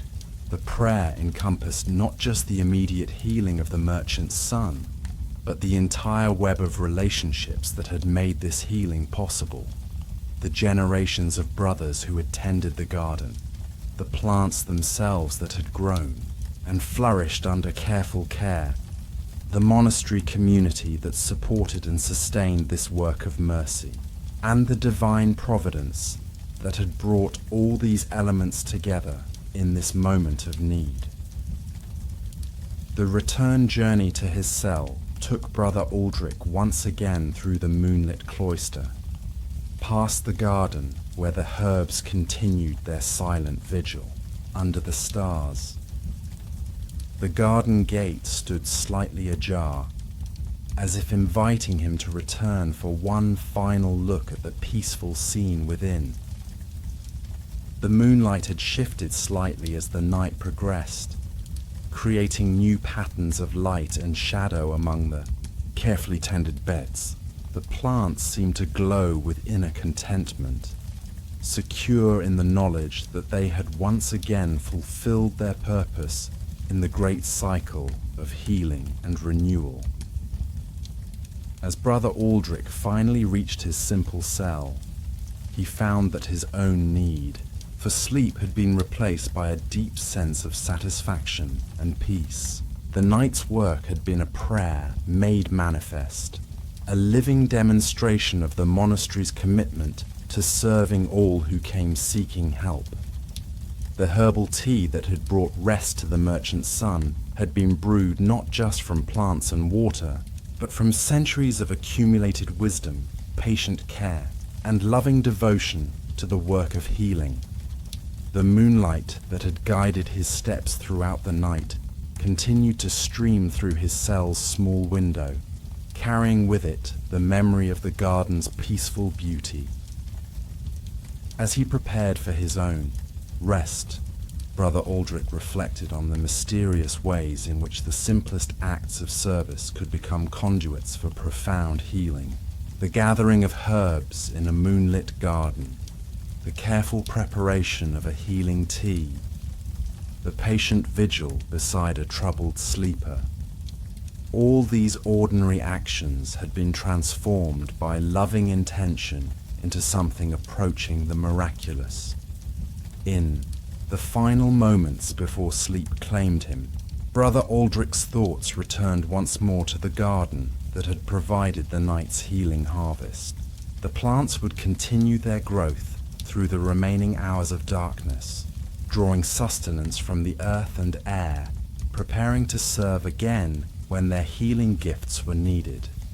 The garden existed in a state of perpetual readiness, a living pharmacy where nature's most gentle remedies grew in abundance, tended by hands that understood both their practical properties and their deeper spiritual significance.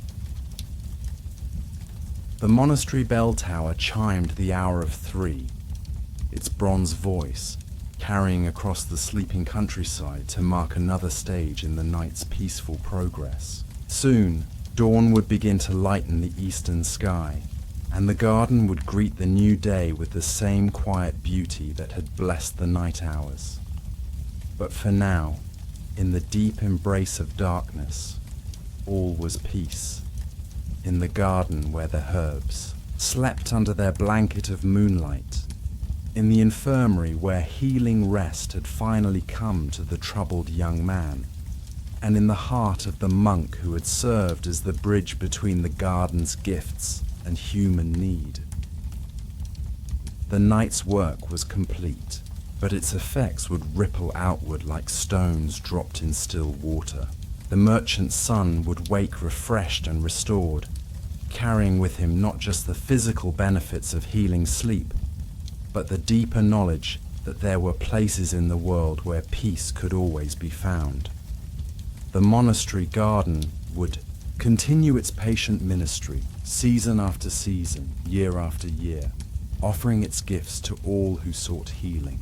And Brother Aldrich would return to his daily rounds among the herb beds, tending the plants that had once again proven their worth as gentle healers of both body and spirit. In the deeper mystery of the night, all these individual stories merged into a single narrative of hope and healing.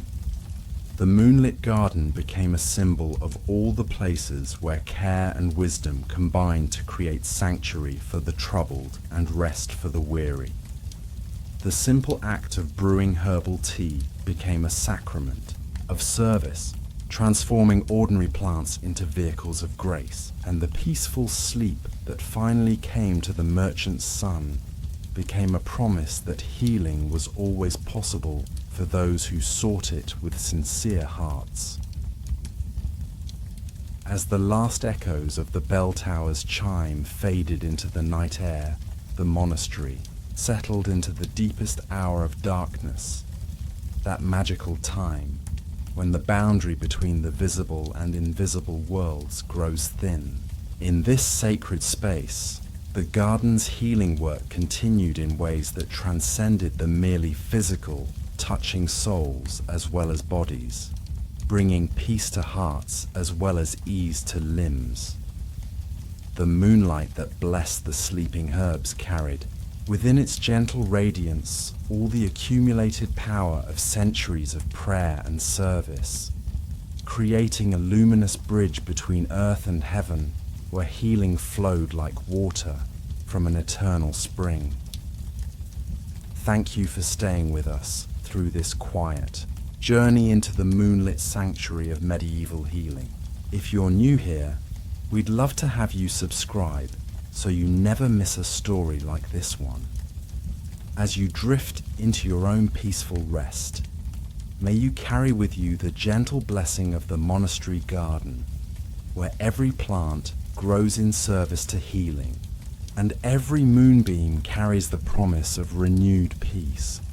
Sleep well, knowing that somewhere in the world, gardens like this one continue their patient vigil, tending the ancient arts of gentle healing under the eternal watch of the stars.